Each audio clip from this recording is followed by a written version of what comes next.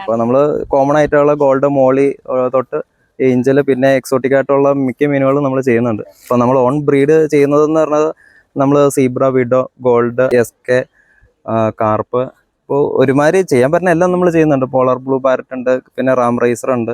അപ്പം അങ്ങനെ എല്ലാ വെറൈറ്റി നമ്മൾ ചെയ്യുന്നുണ്ട്. ഇപ്പോൾ ഓരോന്നും കാണിച്ചു തരാം. ഇപ്പം നമ്മൾ ഈ വലിയ പോണ്ടിലൊക്കെ നമ്മൾ ഈ കുഞ്ഞുങ്ങളൊക്കെ ബ്രീഡ് ചെയ്ത് വലുതാക്കാൻ വേണ്ടി, ഗ്രോയിങ്ങിന് വേണ്ടി വിടുന്ന പോണ്ടുകളാണ് വലിയ പോണ്ടുകളെല്ലാം.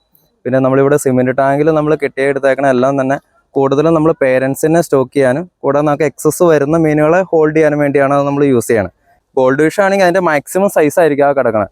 അപ്പോൾ അതെല്ലാം അത്രയും ക്വാളിറ്റി ഉള്ള പേരൻസിനെ നമ്മൾ ഹോൾഡ് ചെയ്യും. മെയിലും ഫീമെയിലും എല്ലാം സെപ്പറേറ്റ് തിരിച്ചായിരിക്കും നമ്മൾ ഹോൾഡ് ചെയ്തേക്കണം. അപ്പം അത് എഗ്ഗൊക്കെ ചെയ്യാൻ പാകത്തിന് ആ ഒരു ലെവലിലേക്ക് എത്തിക്കഴിഞ്ഞ് കഴിയുമ്പോൾ നമ്മൾ അതിനെ ബ്രീഡിങ് റൂമിലേക്ക് മാറ്റി നമ്മൾ നാച്ചുറൽ ബ്രീഡിങ് ചെയ്യുന്നുണ്ട്, ഇഞ്ചക്ഷൻ ചെയ്യുന്നുണ്ട്. രണ്ട് രീതിയിൽ നമ്മൾ ബ്രീഡിങ് നോക്കുന്നുണ്ട്.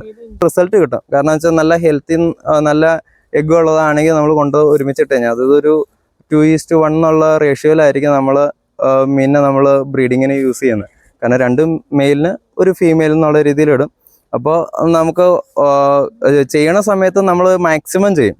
അതായത് ഒരു 10 ടാങ്കിലെങ്കിലും നമ്മൾ അറ്റ് എ ടൈം ചെയ്യും, ഒരൈറ്റം തന്നെ. അപ്പോൾ എന്നാലാണ് നമുക്കൊരു 2 കുളത്തിലേക്ക് വിടാനുള്ളൊരു ക്വാണ്ടിറ്റി കിട്ടുള്ളൂ.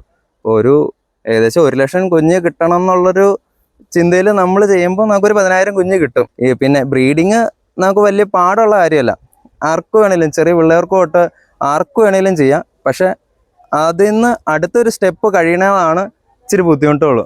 കാരണം ചെറിയ കുഞ്ഞിനെ നമ്മളൊരു സീഡ് എന്നുള്ള പരുവത്തിലേക്ക് എത്തിക്കാൻ നമുക്ക് ഇച്ചിരി ബുദ്ധിമുട്ടുകളുണ്ട്. ഇപ്പം നമുക്ക് ആർട്ടീമിയ, മൊയിന അങ്ങനെയുള്ള കാര്യങ്ങളൊക്കെ കൾച്ചർ ചെയ്ത് കൊടുക്കേണ്ടി വരും. പിന്നെ പോണ്ടുകൾ അതുപോലെ നമ്മൾ റെഡിയാക്കി ഇടണം. അങ്ങനെയൊക്കെ ചെയ്ത് കഴിഞ്ഞാൽ നല്ല റിസൾട്ട് കിട്ടും. എല്ലാവർക്കും ചെയ്യാവുന്ന ഒരു കാര്യമാണ്. പിന്നെ എല്ലാവർക്കും ഇഷ്ടപ്പെട്ട കാര്യമാണ് ഈ മീനിൻ്റെ ഒരു ഇതെന്ന് പറഞ്ഞു കഴിഞ്ഞാൽ വളർത്തണതും. ഒരുപാട് ഹോബിസ്റ്റിക്കുകളുണ്ട് ഇവിടെ. ക്വാണ്ടിറ്റിയിൽ മീൻ ഇങ്ങനെ കളർ മീൻ ആദ്യമായിട്ടാണ് കാണുന്നത്. നമ്മൾ നാട്ടിലൊക്കെ ഉണ്ട്, പക്ഷെ ഇത്ര ക്വാണ്ടിറ്റി ഇല്ല.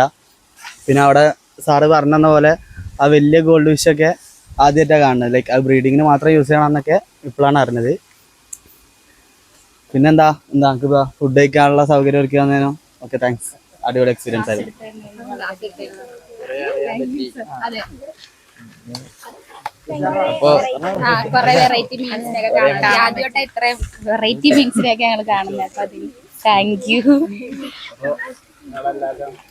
എല്ലാരും വന്നതിന് വളരെ സന്തോഷം.